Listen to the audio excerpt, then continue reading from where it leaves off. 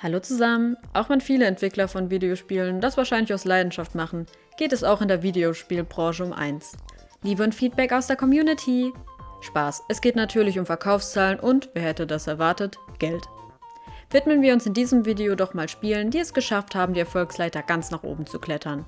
Dabei schauen wir uns hier konkret Spiele an, die nur für eine Plattform veröffentlicht wurden, der Fairness halber. Warum? Naja, laut Wikipedia hat sich bisher Minecraft am besten verkauft, mit einer unglaublichen Verkaufszahl von 238 Millionen Einheiten. 238 und 6 Nullen hinten dran. Die Gründe für diesen wahnsinnigen Erfolg sind natürlich vielfältig. Es könnte aber etwas damit zu tun haben, dass Minecraft so gut wie überall verfügbar war und somit eine riesige Menschenmenge erreicht hat. Ihr glaubt mir nicht? Naja, das sind die Plattformen, auf denen Minecraft erhältlich war oder ist. Da hätten wir natürlich klassisch Windows, macOS und Linux, diverse Konsolen, genauer die PlayStation 3, die PlayStation 4, die PlayStation Vita, der Nintendo 3DS, die Wii U und die Nintendo Switch, die Xbox 360 sowie die Xbox One. Und wem das noch nicht genug ist, der kann Minecraft auch mobil auf Android, iOS oder Windows Phone spielen oder etwas exotischer Amazon Fire TV, Apple TV oder sein Raspberry Pi verwenden. Kann man das wirklich vergleichen mit einem Spiel, das nur auf einer Konsole oder dem PC erschienen ist? Ehrlich gesagt, keine Ahnung. Wir dröseln das in diesem Format jedenfalls auf und steigen ohne weiteres Palaver ein mit Platz 10.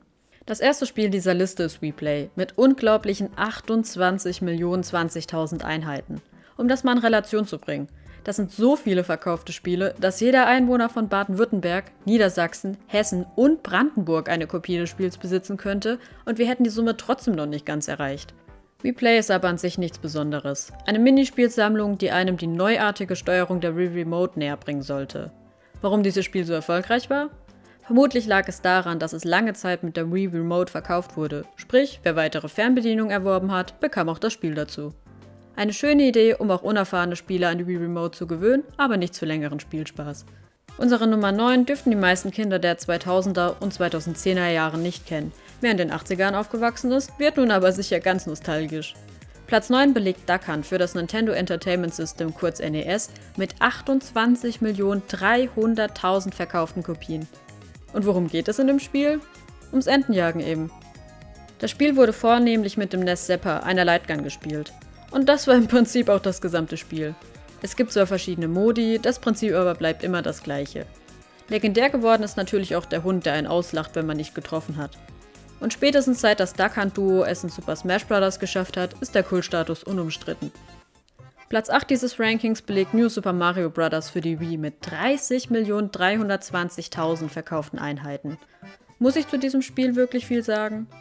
Bereits auf dem Nintendo DS wurde das altbewährte Super Mario Bros. Prinzip des NES wieder aufgegriffen und uns im neuen Design präsentiert. Klassische 2D-Sidescroller Jump'n'Run-Action mit modernem Design und catchiger Musik. Das Spiel hat auch vieles richtig gemacht. Statt voll auf die Bewegungssteuerung, also das Kernfeature der Wii Remote, zu setzen, wurde weitestgehend mit dem Steuerkreuz und den Knöpfen gesteuert, ergänzt durch Schütteln der Fernbedienung für einen Drehsprung. So konnte das Spiel recht präzise gespielt werden, ohne dabei die Besonderheiten der Wii außer Acht zu lassen. Ein verdienter 8. Platz meiner Meinung nach. Auf Platz 7 haben wir New Super Mario Bros. Achso, für DS. Wahnsinnige 30.800.000 Mal hat sich dieses großartige Spiel verkauft und ist damit seinem erfolgreichen Wii-Nachfolger sogar noch etwas voraus. Was soll ich dazu noch groß sagen? Das Gameplay ist großartig, die Musik hat ein Ohrwurmpotenzial und die Charaktere von Super Mario sind ohnehin beliebt. Zusätzlich gibt es noch eine recht umfangreiche Minispielsammlung, die gerade mit Freunden nochmal eine schöne Ergänzung des Spiels war.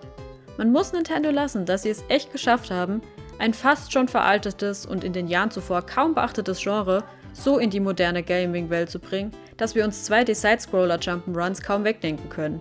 Danke dafür und diese wunderschöne Kindheitserinnerung. Ich will der Allerbeste sein.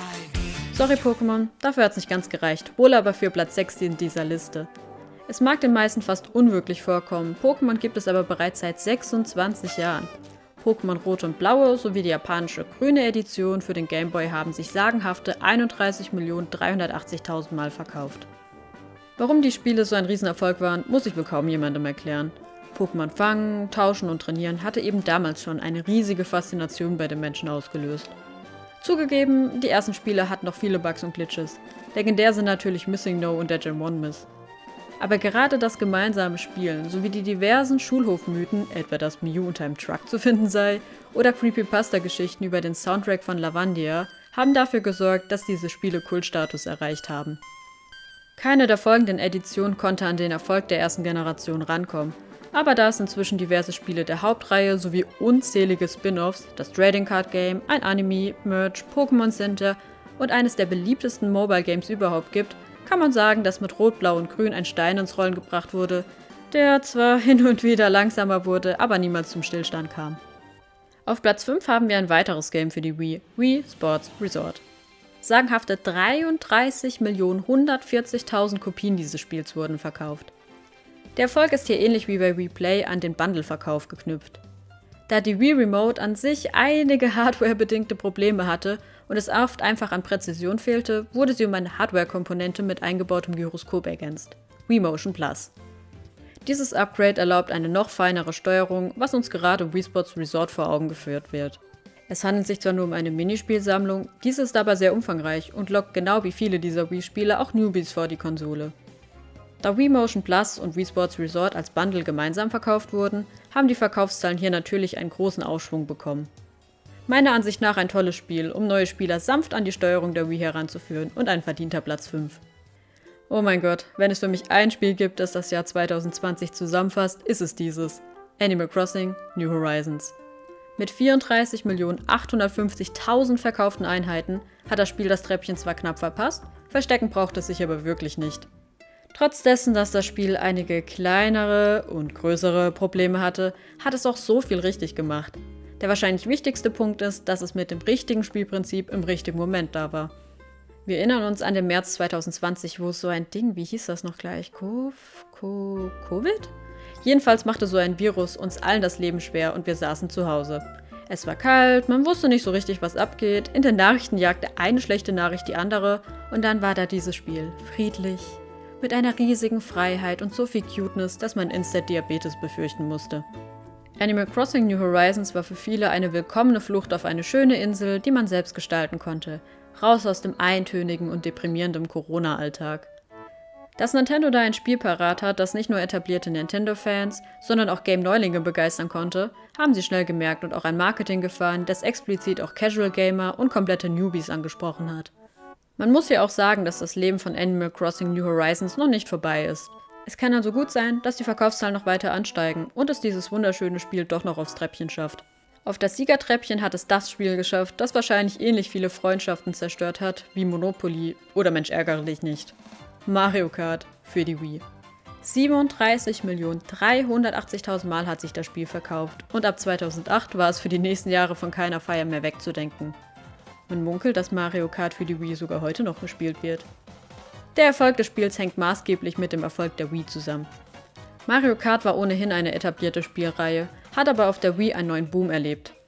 Es ist halt auch ein Funracer, man braucht nicht viel Skill, um mitspielen zu können und je mehr Leute mit dabei sind und mitspielen, desto witziger wird es. Darüber hinaus kam Mario Kart für die Wii mit dem kultigen Lenkrad einher, sodass sich wirklich jeder, möge er Videospielen noch so fremd sein, für Mario Kart Wii begeistern konnte.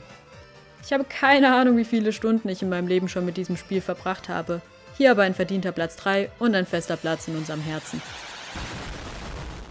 Die Goldmedaille knapp verfehlt hat Super Mario Bros. Für das NES. Für alle, die wie ich zu jung sind, um das NES, also das Nintendo Entertainment System, miterlebt zu haben, das war so ein grauer Brotkasten, auf dem ein Haufen nice Spielreihen geboren wurden und der mit 8-Bit-Grafik um die Ecke kam. Ihr habt keine Ahnung, was das heißen soll? Dann sollten wir das in einem anderen Video genauer unter die Lupe nehmen, denn hier geht es ja um den großen Heimkonsolenauftritt von unserem liebsten Klempner. Mario ist wahrscheinlich das Sinnbild für Jump'n'Runs und ist auf dem NES sogar noch mit 2 weiteren Spielen belohnt worden. Obwohl das Spiel noch recht simpel gestrickt war, legte es den Grundstein für den Erfolg von Nintendos Maskottchen schlechthin. Platz 1 belegt Wii Sports, das für die Wii erschienen ist. Mit 82.900.000 verkauften Einheiten ein verdienter erster Platz. Die hohen Zahlen können daher kommen, dass das Spiel lange Zeit mit der Wii gemeinsam verkauft wurde. Und meiner Erfahrung nach war Wii Sports auch das Game, mit dem ich sogar meine Mutter überzeugen konnte, meinen Controller in die Hand zu nehmen. Alles in allem brauche ich zu Wii Sports wahrscheinlich nicht viel sagen, da es wahrscheinlich jeder kennt, der nicht später als 2003 geboren ist. Das war's auch schon mit den Top 10 und dem aufmerksamen Beobachter ist bestimmt aufgefallen, Moment, das sind ja alles nur exklusive Spiele für Nintendo-Konsolen. Und ja, was soll ich da noch sagen? Dieses Feld wird definitiv von Nintendo dominiert. Schauen wir doch aber noch mal kurz in die Verkaufszahlen rein und suchen das erfolgreichste Exklusivspiel, das nicht für eine Nintendo-Konsole erschienen ist. Glaubt mir Leute, man scrollt hier eine Weile. Ah, da ist ja der Gewinner. Es ist Kinect Adventures. Okay, irgendwie habe ich mir was Spektakuläreres vorgestellt. 24 Millionen Mal hat sich das Spiel für die Xbox 360 verkauft. Und irgendwie kommt mir diese Sport-Minispielsammlung bekannt vor. Könnte man sich da etwa Nintendo orientiert haben? Mal Spaß beiseite. Kinect Adventures ist sozusagen das Wii Sports für Kinect. Und da es im Bundle mit Kinect verkauft wurde, ähnlich wie Wii Sports mit der Wii, lassen sich auch die hohen Verkaufszahlen erklären. Herzlichen Glückwunsch. Irgendwie. Das war's auch schon wieder mit dem Video. Wenn es euch gefallen hat und ihr mehr Videos dieser Art sehen wollt, lasst doch gerne einen Daumen hoch da. Und abonniert auch den Kanal, um keine zukünftigen Videos zu verpassen. Bis zum nächsten Mal.